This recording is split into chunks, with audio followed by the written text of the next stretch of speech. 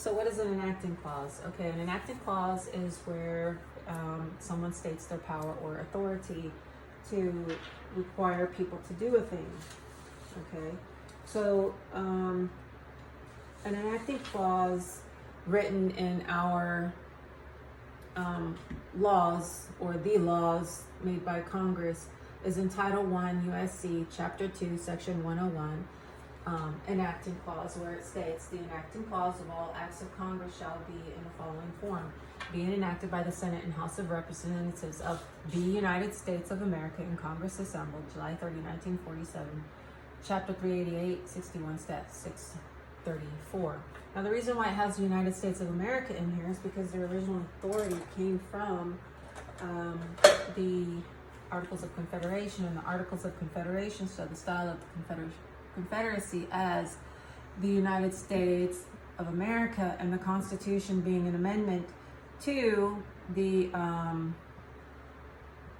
Articles of Confederation.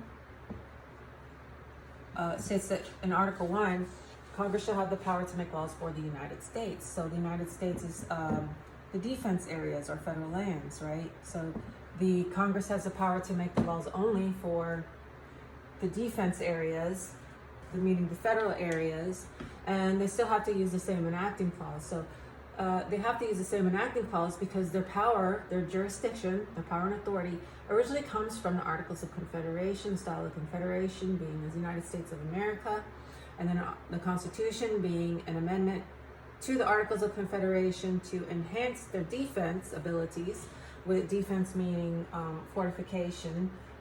They then they're under the Constitution allowed to make laws also then for the federal areas. If they didn't have the Constitution, they wouldn't have federal areas, and they wouldn't be allowed to make laws for those federal areas. The history of the enacting clause is important. It was first used by God when he said, "I am the Lord thy God, which brought you out of the land of Egypt from the house of bondage." I believe he was speaking to Moses. It's been used by Artaxerxes, king of the kings, when he said to Ezra, to the priests, "I issue a decree that all of these people of Israel, such and such, the emperor of Constantine Augustus to Maximus, no soothsayer may approach his neighbor threshold, even for other purposes." So he's saying his name because he has some sort of authority. He's an emperor, he's a king, he's a lord, he's your God. Here's John, by the grace of God, King of England, Lord of Ireland, Duke of Normandy, and that's how the kings wrote their enacting clauses. Edward, by the grace of God, King of England and of France, and Lord of Ireland, to the sheriffs, mayors, bailiffs, etc. Okay, so this is our enacting clause. An enacting clause, therefore, is required to be considered a law, and it states by what authority you have in making the law.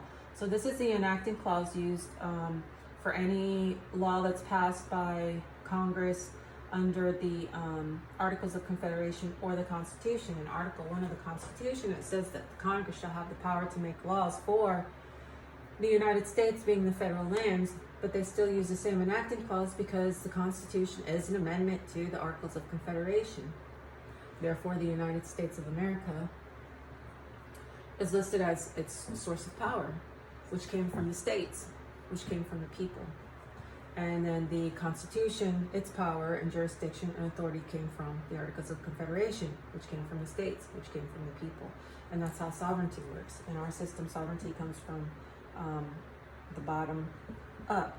It comes from the people. Actually, God would be here.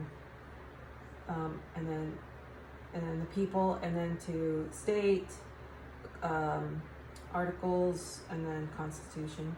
Whereas in other systems, it comes from the top down. That's not what we wanted here. That's why we created these documents.